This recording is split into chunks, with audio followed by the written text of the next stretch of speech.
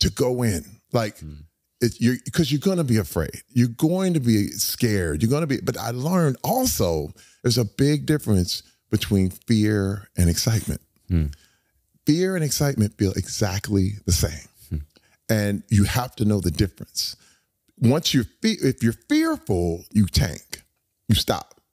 But if you feel those bubbles and you decide that you're going to be excited, you get better. It becomes your performance rises. So I took all those bubbles and started to understand I'm excited. I'm not fearful. I'm excited. And all of a sudden that changed everything for me. And I mean, it became where I didn't want to run from the camera. Even though I may feel fearful or I know, no, it's excitement. You're excited. Don't be scared. And all of a sudden, everyone gets on board with you. It's amazing. I heard this story. Everyone knows that famous scene in White Chicks where, it's epic. I feel like I've played that video so many times. How did you know? I love this song. Making my way downtown, walking fast, and I miss you. And now I wonder. I heard you did that in one take, Terry. That's right. Well, take me through that moment. How did that happen? Well, you have to understand, I was in my hotel room practicing probably for a month straight, right? One scene? Listening to the song all day long, all day long, to the point where I was getting all the little things and anything. I just wanted it to be pivotal, right? And when I sat in that car and they started filming, I was like, please just run the camera because I'm ready to give it up. And the moments when, they discovered that whole little, it was just flowing.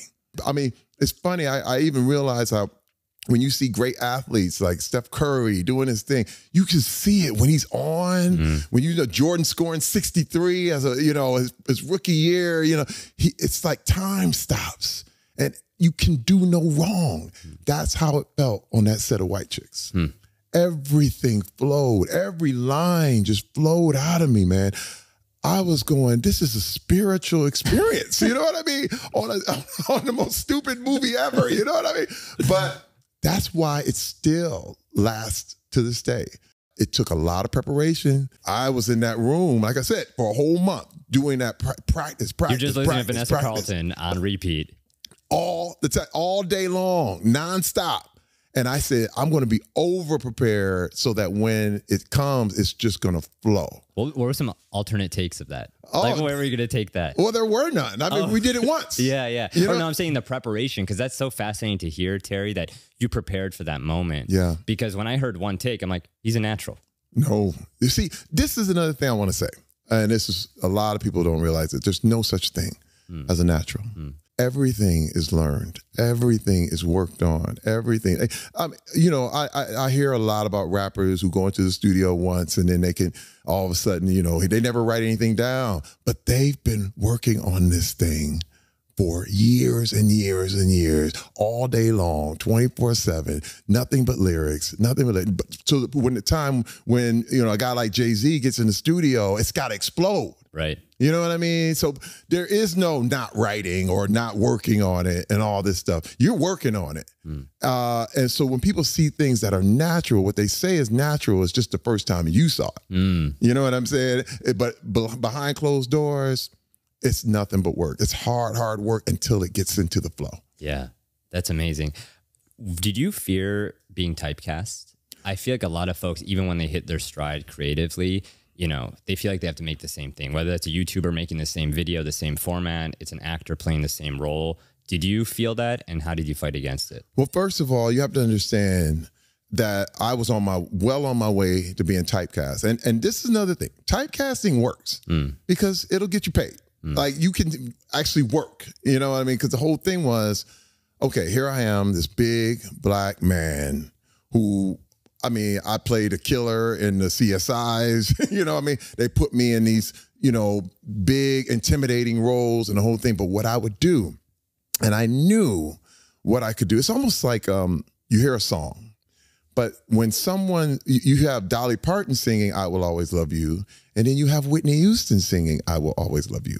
Both are hits, but it's totally different when somebody else sings it.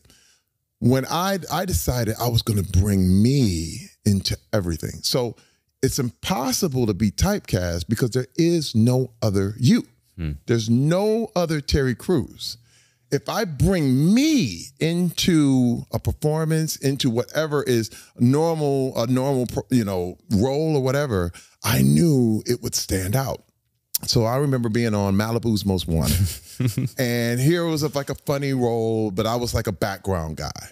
But I kept doing things that got the director's attention. Like, whoa, wait, what is this guy in the back doing? And they kept telling me to do new things and keep going and all this stuff. And another thing is at this time, for a guy like me, big, muscular and whatever, there was no big, funny, muscular guy. You were either chubby or skinny or whatever, but muscle and funny didn't work.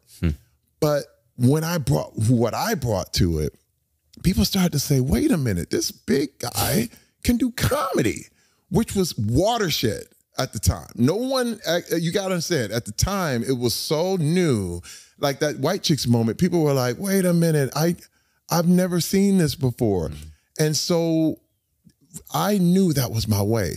Whereas everyone else wanted me to be this big, kick-ass action movie guy. I realized that my lane was going to be comedy. I was going to stay in that lane and keep doing it because it was all to myself. And I was like, I don't have to compete with anybody because I'm just being me. My wife knows that I'm a goofball. You know what I mean? She's seen it all at home. She's seen me doing it and all this stuff. And she's like, Terry, you are just literally being yourself, different parts of you in all of these roles. But the thing is, there's only one you. And that makes it absolutely, it's impossible to be typecast. It's perfect. Yeah, that quote you have that sticks with me is that competition is the opposite of creativity. That's right. That's right. I love that. I learned a long time ago, because what was happening, I remember feeling jealous.